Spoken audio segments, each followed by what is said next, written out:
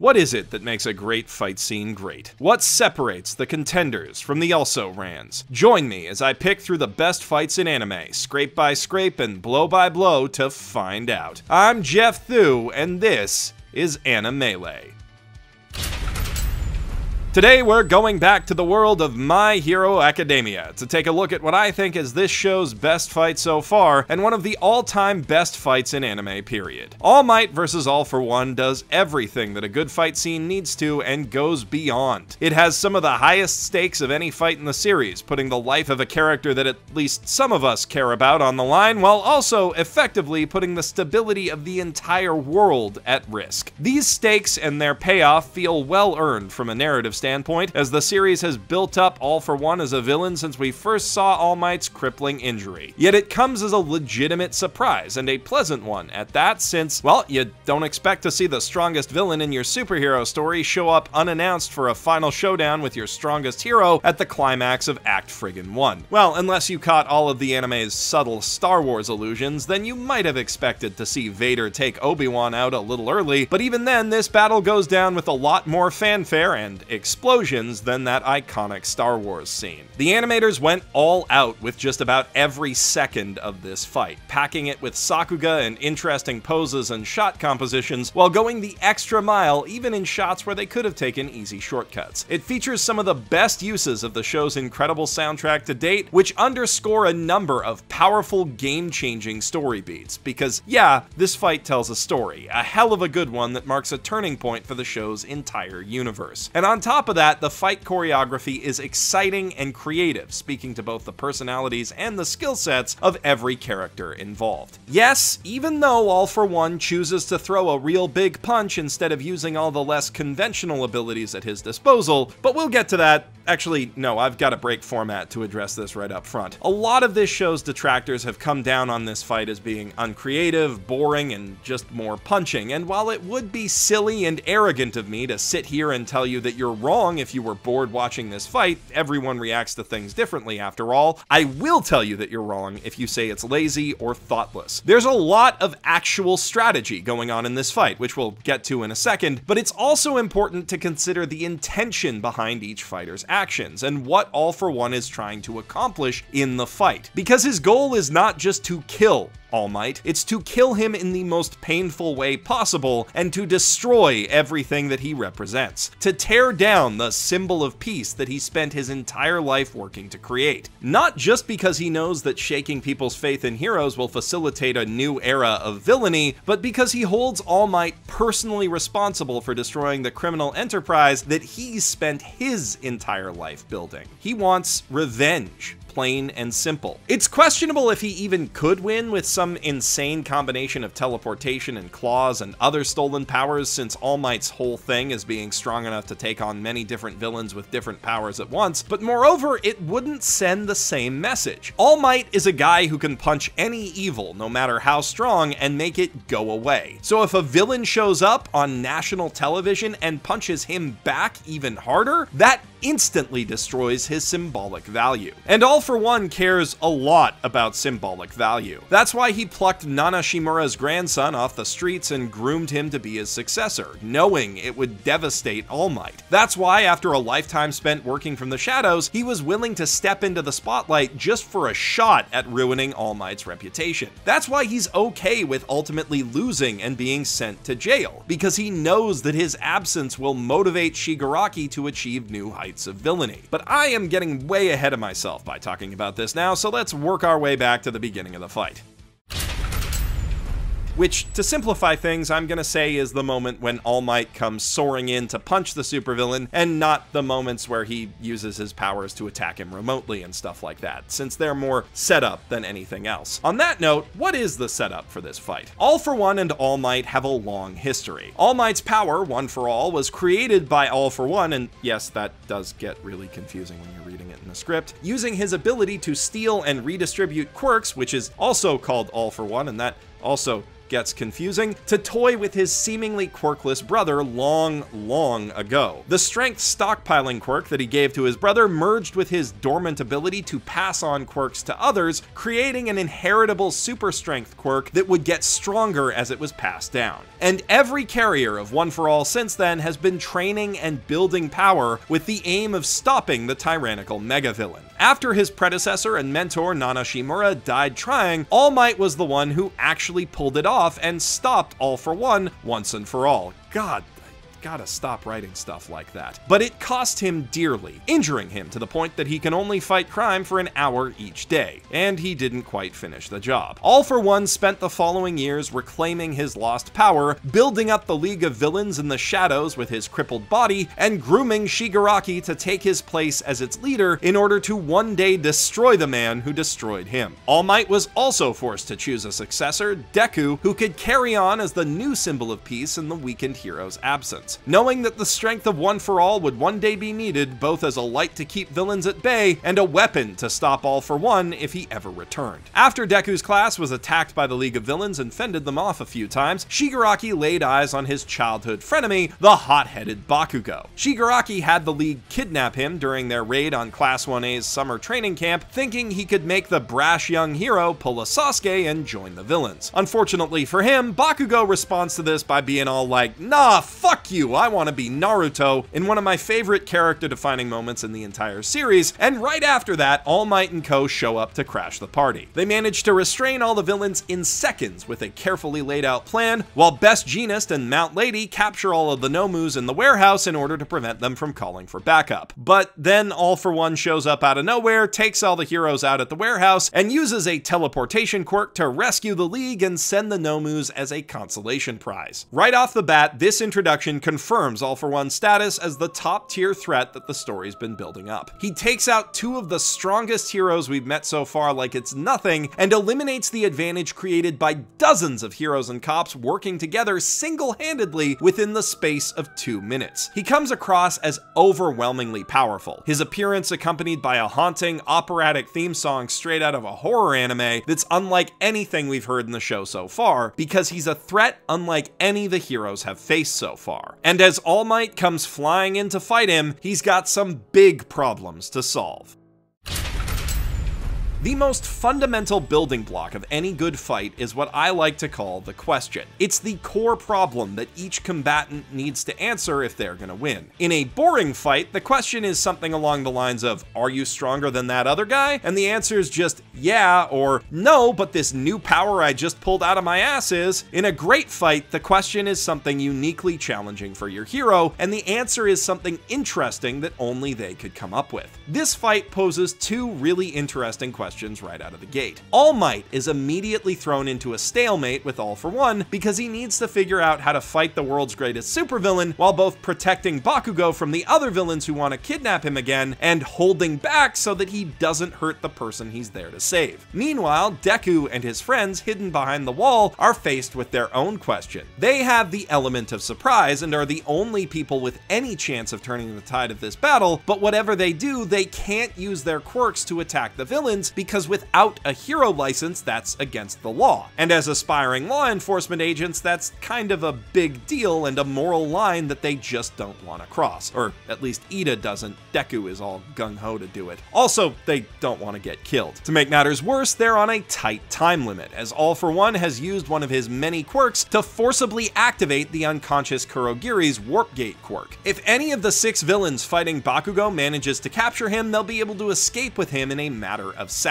And with the heroes inbound following their dicey escape, they're now desperate enough to be willing to hurt Bakugo in order to catch him quickly. The initial skirmish that happens as Deku works through this problem is meant to sell the overwhelming power of All for One, with him knocking All Might through several city blocks in a single blow, while creating a sense of chaos as Bakugo is attacked from all sides with a wide variety of powers. The cuts here are fast, and the direction of the action on screen changes almost constantly. This chaotic dramatic effect becomes most pronounced as Deku starts thinking of the battlefield like a game board and trying to come up with possible strategies. Every time he realizes an option won't work, we cut to another attack from the villains. This editing really helps to convey his panicked mindset and make us feel the tension that he's feeling. Not an easy thing to do when your protagonist is just standing there thinking. Despite this not being the main event, a lot of care went into the action animation here in order to make this scene fun to watch. There's a lot of character packed into the tiny things, like the insane but playful way that Toga tosses her knives, or the casual cruelty with which All For One attacks All Might, like this fight is trivial to him, and conversely, the desperation with which both Bakugo and All Might are forced to fight. The fight animation here doesn't just look cool, it's in character, which is one of the biggest strengths of My Hero Academia and Studio Bones productions in general. After a few moments of action, Deku finds a solution using his coolest superpower,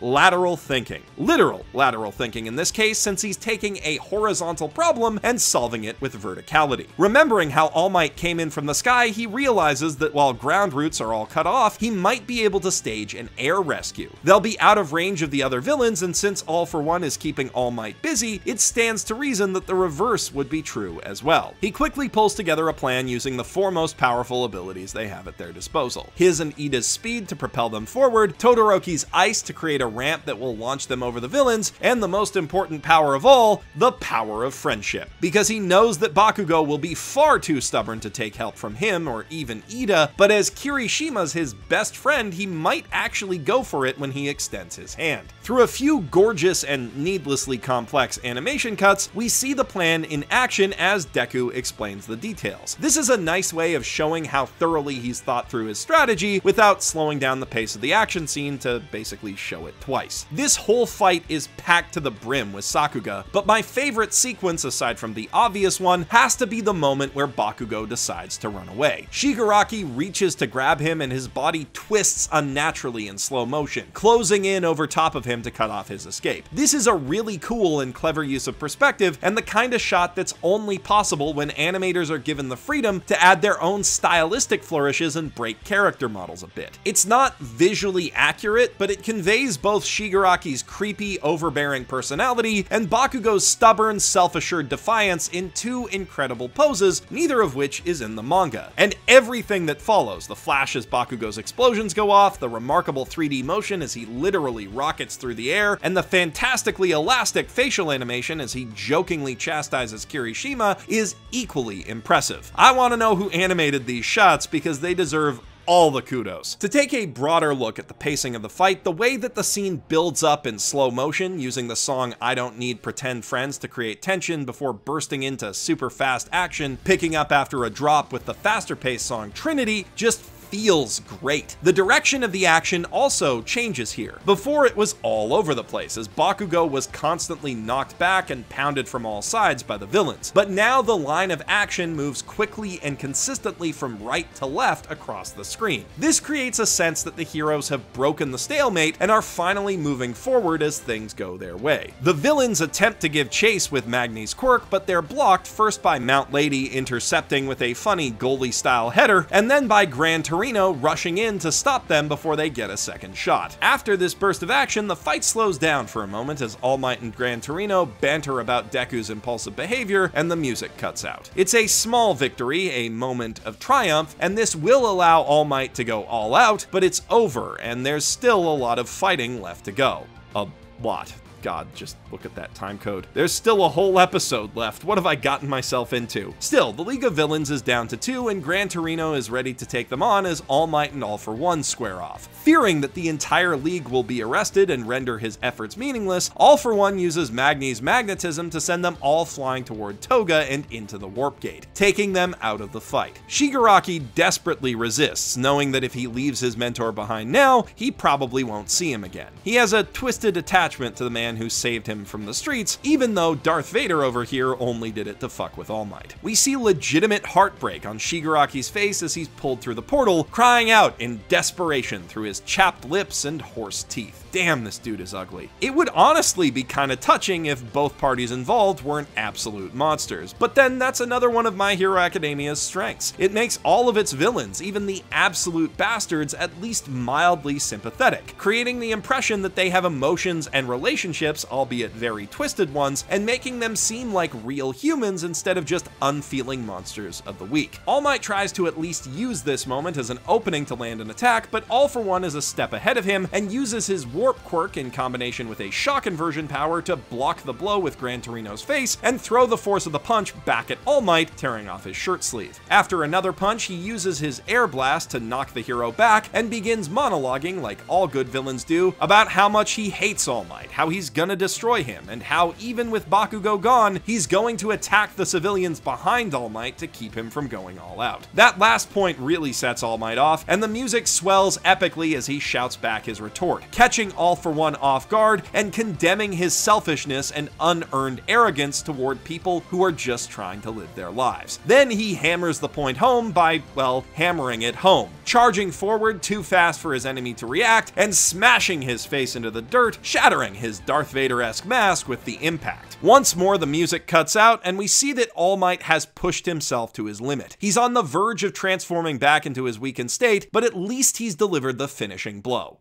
Or not. All For One's menacing theme picks up once again, blasting away the previously triumphant atmosphere as he reveals his most devastating taunt yet. He's heard All Might's lines about protecting people before from All Might's mentor, Nana. The implication is clear. All Might is doing no better than his predecessor, and if he keeps fighting as is, All For One is confident that he can kill him like he did her. Now All For One, though bruised and battered, once more has the upper hand. Not only is All Might's strength on the verge of giving out, but there are still a ton of civilians around who he needs to protect, putting him at a distinct disadvantage. This is another thing that's essential to a good fight though, a feeling of organic push and pull. One side gets the upper hand, then the other does something clever or tricky to turn the tables, or the winning side exhausts themselves without being able to deliver the finishing blow, leaving their enemy space to fight back and reclaim ground. This back and forth is what makes it feel like both sides are closely matched, so it's not a guarantee that the hero will win, but it doesn't feel like an ass pull when he actually does. You see this structure in everything from anime fights to wrestling matches because it works. It keeps things exciting and tense and prevents fights from feeling repetitive or one-sided. Following this ominous line from All For One, we move to the fight's second episode, opening on a flashback to a young All Might discussing his concept for a symbol of peace with his mentor, Nana. These flashbacks are the first time we've seen the start of the journey that All Might took to become the hero we know today, and it's fitting that they put them in here because this fight marks the end of that journey. They also establish how Nana inspired many of the principles fundamental to All Might's heroic identity. Most importantly, the unflappable smile that he wears to reassure the people he's saving. This context allows us to understand how important she was to All Might and what it means to be fighting her killer and hearing him insult her. And it also sets up a later scene where All Might's memories of her inspire him to get back in the fight when he's at his lowest point. Before jumping back into the fight, we cut away briefly to the kids who've escaped into the crowd and are now watching the fight unfold on TV. These scenes cement the victories earned in the last half of the fight. We now know that all of Class 1A is definitively safe and secure, while giving this second episode a bit more time to ramp back up into the action, since it would be kind of exhausting to just start where the fight left off. After about a minute of this, we do get back to the fight with All For One pinned to the ground, taunting All Might about how Nana was foolish and weak. In part, this is a narrative ploy meant to make us hate him even more than we already do, but it's also a tactic on his part. He's trying to goad All Might into launching a big attack instead of just pummeling him with quick blows, getting the hero off balance so that he can escape from being pinned down. As we can see when he starts coughing after launching All Might away, he has actually taken quite a lot of damage from this fight, but he's working to keep up his composure because it allows him to get under All Might's skin, which he knows is the best way to beat him because, as Gran Torino tells us when he grabs All Might out of the air,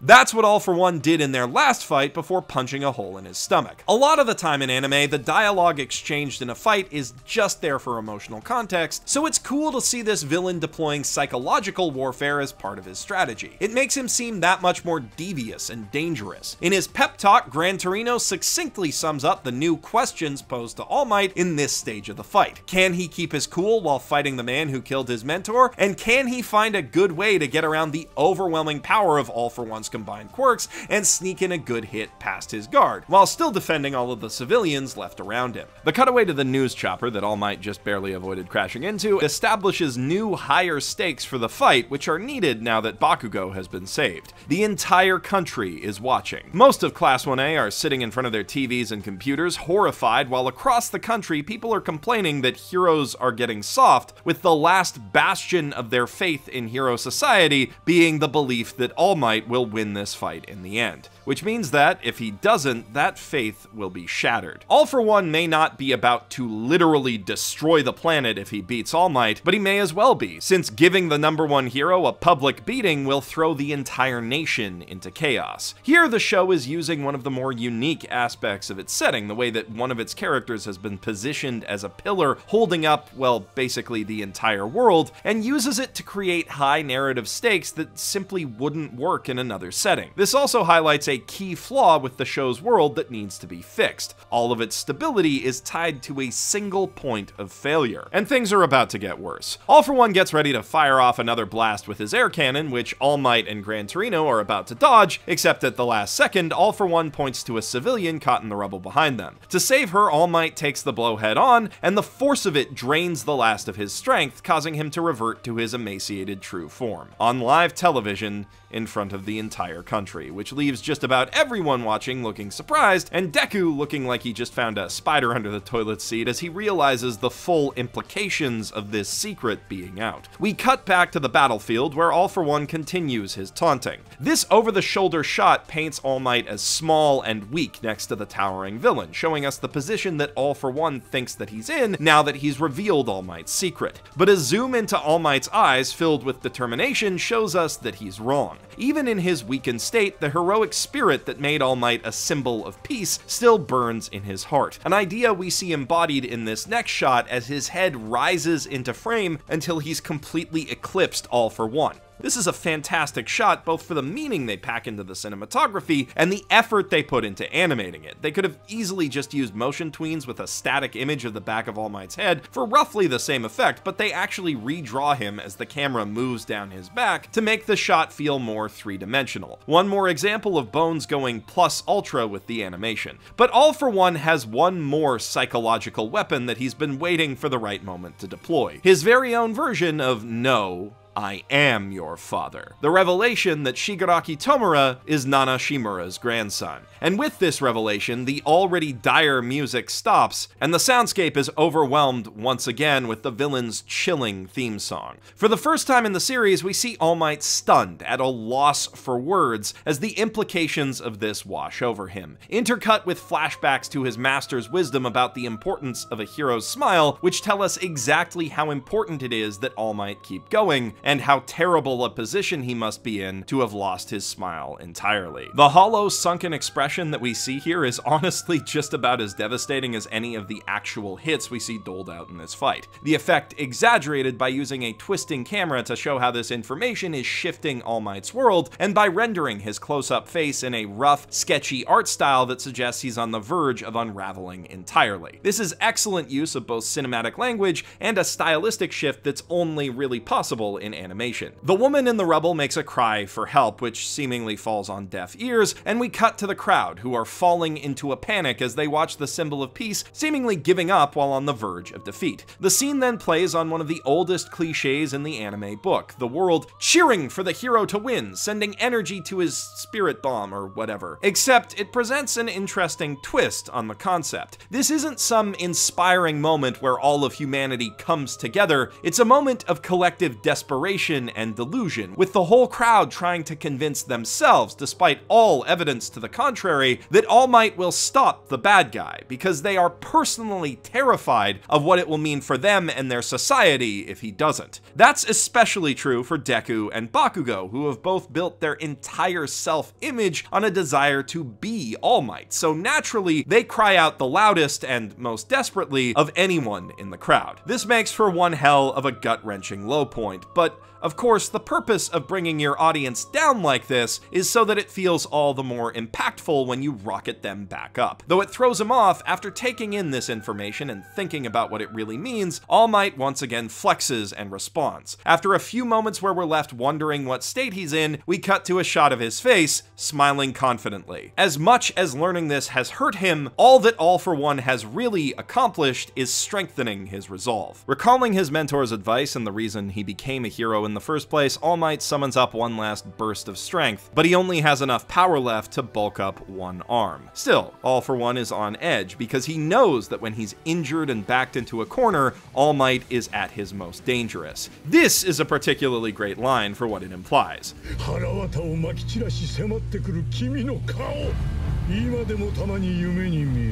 Because if he could see All Might's face when he was doing that, that means that All Might beat his ass blind after he was eviscerated, and that's pretty badass, though not as badass as what comes next. All For One comes up with a rough estimation that All Might has 2 or 3 uses of his power left before he's spent, meaning those next few hits need to really count. But then he gets an assist as Endeavor and Edgeshot arrive to stop All For One from attacking again. And as Endeavor arrives, he starts yelling at All Might, angry that he's so shriveled and weak. This ends up being a huge turning point for him as a character. A peek inside his head shows us that he's been chasing All Might's back for years, not unlike Deku, or perhaps more appropriately Bakugo, and he did horrible things to his wife and child in a vain attempt to close that gap through other means. Now, seeing that All Might is just a man, and a pretty weak one at that, he's faced with the truth that it was all for nothing. Naturally, this makes him pretty mad. Right now, he's mad at All Might, but after a bit of reflection, this moment will spark a lot of growth for him as a character moving forward in the story. The pro-heroes step in to distract All For One while their colleagues rescue civilians in the vicinity, leaving All Might finally free to fight unimpeded. All Might's position as the #1 hero has allowed him to inspire a lot of other heroes, including the ones helping him right now. He may have started out as the sole pillar holding up Hero Society, and that may be what he is right now, but as I said in my video, it all comes back to All Might.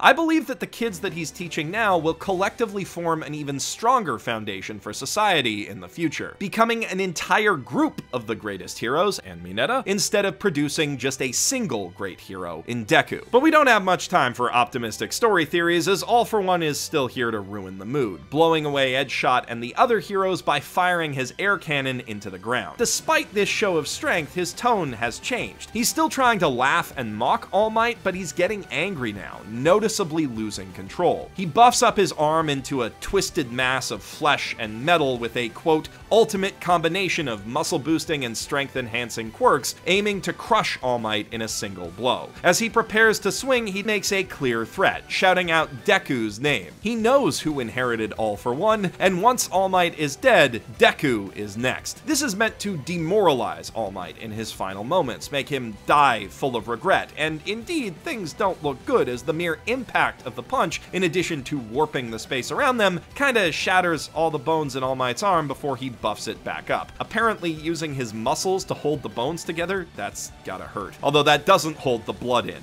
This has gotta be the most brutal damage animation we've seen in My Hero Academia so far, and this is a series where the main character attacks by individually breaking all of his fingers. On that note, bringing Deku up doesn't have All For One's intended effect on All Might. Not only does it harden his resolve further, making him realize that he has to survive in order to reprimand Deku for putting himself in danger, it also gives him an idea. Pushing some of his strength into his back leg, All Might is able to dig in and stop sliding back, and then he takes a page out of Deku's book, transferring all the power out of his right arm and into the left, intentionally letting All For One break it so that he can dodge to the side and clobber him. This catches All For One by surprise, since he never expected that kind of trickery from the straightforward All Might, and he points out that it must be someone else's influence. Seeing All Might's shattered arm and that distinctive Deku purple, we're left to make the connection as to who on our own. And that's not the end of All Might's tricks. All For One starts buffing up his left hand to throw a counterpunch, saying that All Might's hook was weak, but All Might reveals it was supposed to be.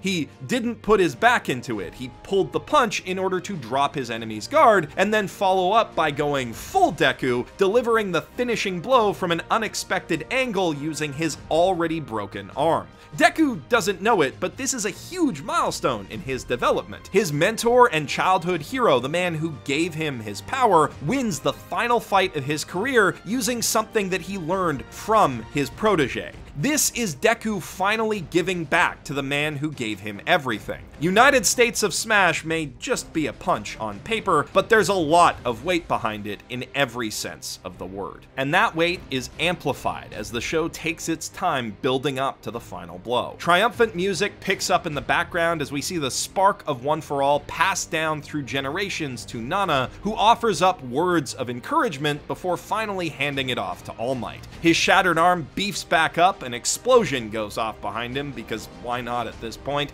and he throws one hell of a haymaker. The animation work that went into every frame of this punch is jaw-dropping. As the camera zooms in toward All For One's terrified face, cutaways show the force of the punch traveling up from All Might's pivoting foot to his twisting hips, so he's literally putting his back into it. That's really good punching form. And finally into his fist as it plows straight into the villain's ugly mug and all the way into the ground behind it. That last tiny ember of One For All flares up into a blazing inferno that engulfs the entire screen, and through the flames we see All Might in rough, heavily inked line art delivering one of the best punches and coolest English lines in all of anime, period. United, stay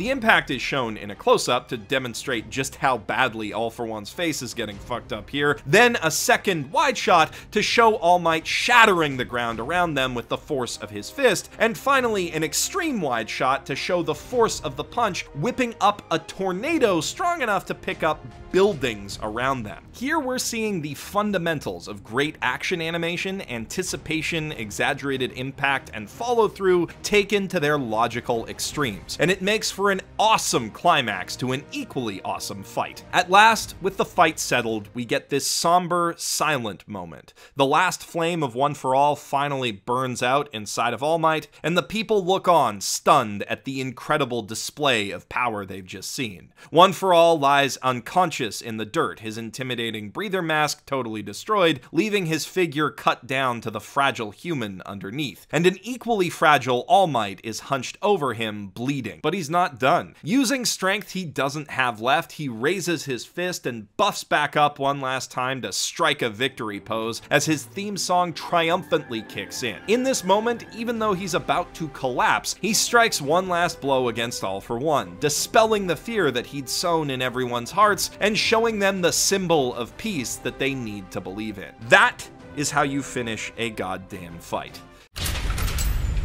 For the people watching, All Might strikes a figure larger than life, emphasized by the camera slowly panning up his body instead of showing the whole pose at once, and the impressively animated crowd starts cheering his name. But for Deku and Bakugo standing in front of them, it's a bittersweet moment, because they both suspect that this fight is the end of All Might, which he confirms as the sun rises over the battlefield with his declaration to the camera, "Next, it's your turn." While everyone else lets out another cheer, Deku breaks down crying, and Bakugo just stands there watching him, finally understanding both what his rescue has cost his hero and what relationship that hero has with the person he hates most. This knowledge has a heavy impact on Bakugo throughout the rest of the season. As we see in the provisional license exam, it makes him even angrier, but outside of fights he becomes more pensive. It also deepens his animosity toward Deku, and we're about to see that come to a head in the next few episodes of the anime. Having read the manga, I'll probably make at least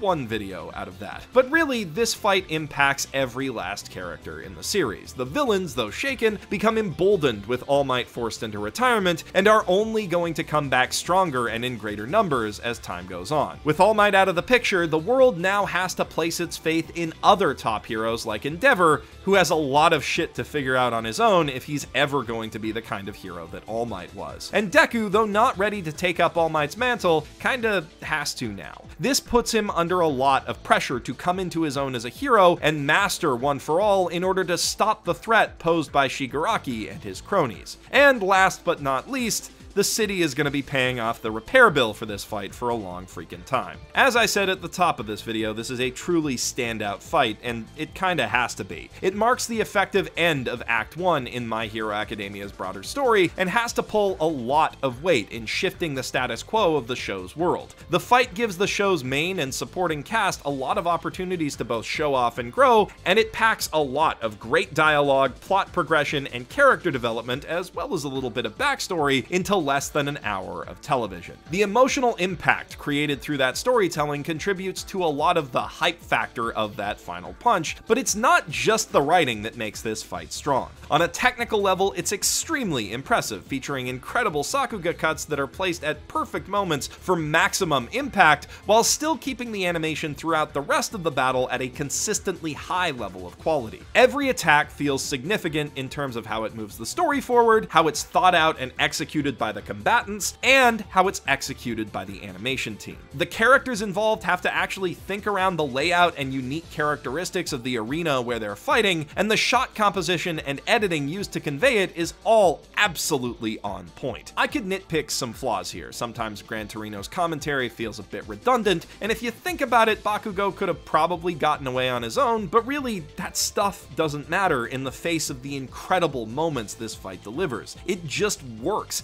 It's as close to perfect as anime fights get, building up from a great starting point to one of the most viscerally exciting and emotionally satisfying conclusions I've had the pleasure of watching. I fully realize that not everyone loves My Hero Academia, but fights like this are one of the big reasons that the people who do love it so damn much. Coverage of this fight was brought to you by our sponsor, Dollar Shave Club. You probably know Dollar Shave Club for the incredible value of their monthly razor subscription, and I can attest to their razors both being affordable and of remarkably high quality. They're pretty much the only razors I've been able to use without leaving my face scarred up like Deku after a bad fight. But they do so much more than keep your face smooth. Dollar Shave Club now sells a huge variety of bathroom products to help you through every stage of your morning grooming routine. From toothbrushes and toothpaste, to shampoo, conditioner, and cleansers for the shower, to creams and balms to keep your skin feeling smooth all day long. They've also got a variety of hairstyling products, including gel, clay, paste, and pomade, all made with the same high quality and same low price that Dollar Shave Club is known for. But you don't have to take my word for it. Head to dollarshaveclub.com/basement to get their daily essentials starter kit, and you'll be able to try out their executive razor, their easy shave butter, their aromatic lavender body cleanser, and their fancy peppermint scented butt wipes, all for just $5. It's a heck of a deal that's honestly worth it just for the razor and shave butter alone. Click the link in the doobly-doo or go to dollarshaveclub.com/basement to get yours today. Let me know in the comments below what other fantastic fights you'd like to see me cover on Animele, and while you're down there, if you liked the video, don't forget to hit that like button and subscribe to Mother's Basement to catch every video that I make from here on out. I'm Jeff Thu, professional shitbag, signing out from my mother's basement.